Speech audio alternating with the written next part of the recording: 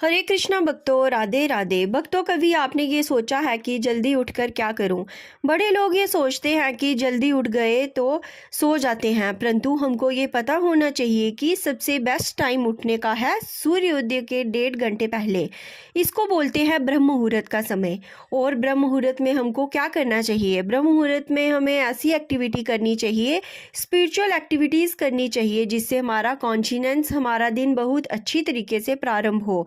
क्योंकि हर एक व्यक्ति के जीवन में बहुत सारे चैलेंजेस होते हैं, जैसे ऑफिस जाना, बच्चों को संभालना, घर संभालना और पूरे दिन ऊंच नीच चलती रहती है। इसी प्रकार से हमें ध्यान रखना है कि हमारा दिन बहुत अच्छी तरह से एक पावर पैक एक्टिविटी से चालू हो, तो देखो आपका पूरा दिन कैसे फेस कर सकते हैं। ब्रह्म मुहूर्त का बेस्ट एक्टिविटी क्या कर सकते हैं? सुबह उठते ही साधना करनी चाहिए।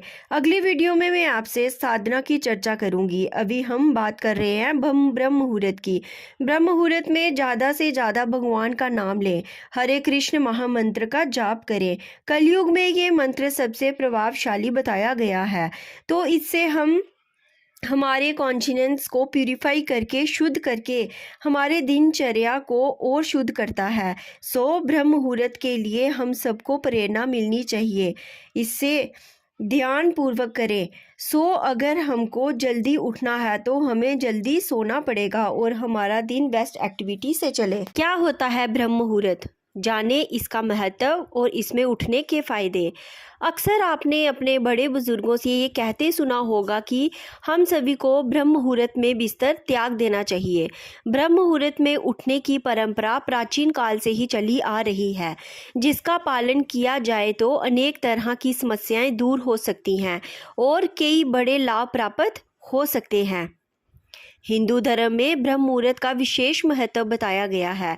धार्मिक शास्त्रों, वेद पुराणों और हमारे ऋषि मुनियों ने ब्रह्म मुहूर्त में उठना अत्यंत लाभकारी बताया है। यदि आप ब्रह्म मुहूर्त में उठते हैं तो आपको सौंदर्य, बल, विद्या, बुद्धि और स्वास्थ्य की प्राप्ति होती है। आपका पूरा दिन ऊर्जा से भरा होता है और आपको हर काम में सफलता प्राप्त होती है। मान्यता के अनुसार ब्रह्म मुहूर्त में उठकर पूजा पाठ करने से हमारी प्रार्थना सीधे परमात्मा तक पहुंचती है। आइए जानते हैं ब्रह्म मुहूर्त में उठने के फायदे। क्या होता है ब्रह्म मुहूर्त? ब्रह्मा अर्थात परमात्मा और मुहूर्त अर्थात समय, यानी परमात्मा का समय। ये रात के अंतिम पहर जानी जब रात खत्म होती है और सुबह शुरू होती है, उस समय को माना जाता है। सुबह 4 से 5:30 तक का समय ब्रह्म मुहूर्त कहलाता है। ब्रह्म मुहूर्त का महत्व प्राचीन काल में ऋषि मुनि ध्यान साधना करने के लिए ब्रह्म मुहूर्त को सबसे उत्तम समय मानते थे। धार्मिक शास्त्रों के अनुसार ब्रह्म मुहूर्त में की गई भगवान की पूजा का फल जल्द ही प्राप्त होता है। इस समय सोना वर्जित माना जाता है। मुहूर्त में उठने के फायदे। धार्मिक मान्यताओं के अनुसार ब्रह्म मुहूर्त में देवी देवता और पितृ हमारे घर में आगमन करते हैं, जिसके कारण हमारे घर की उन्नति होती है। हमारे पूर्वजों को लगा कि ब्रह्म मुहूर्त में की गई कुछ गतिविधियां स्वयं को संतुलित करने में मदद कर सकती हैं। ये गतिविधियां व्यक्तिगत और सांसारिक दोनों ही क्षेत्रों में इस समय को अपने लिए विशेष और फलदायी बनाने में मदद करती हैं। धर्मशास्त्र, हिंदू धर्म ग्रंथ और अष्टांग हृदय जैसे प्राचीन ग्रंथ निम्नलिखित सलाह देते हैं। ध्यान खुद से मिलने का सबसे अच्छा तरीका है, और जब बाकी दुनिया सो रही है तो ध्यान करने का बेहतर समय ही क्या है?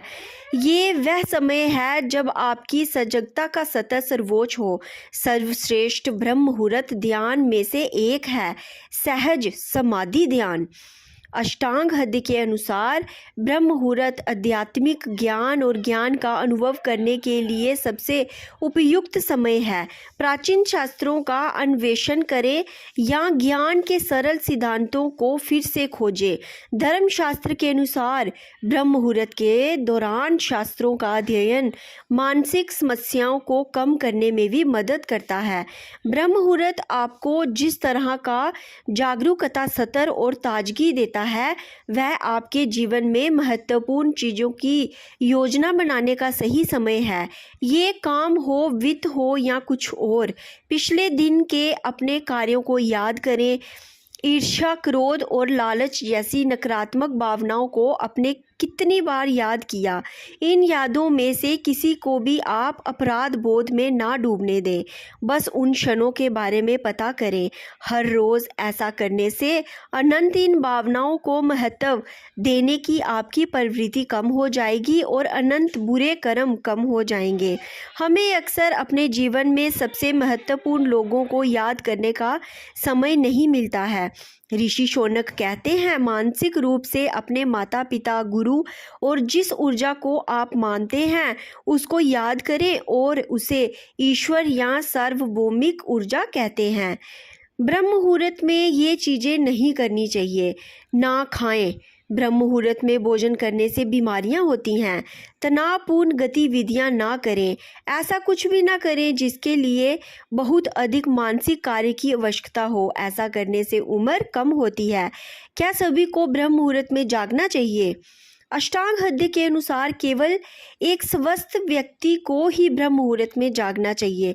ग्रंथ में ऐसा भी कहा गया है कि निम्नलिखित लोगों को ब्रह्म मुहूर्त में उठने की कोई पाबंदी नहीं है।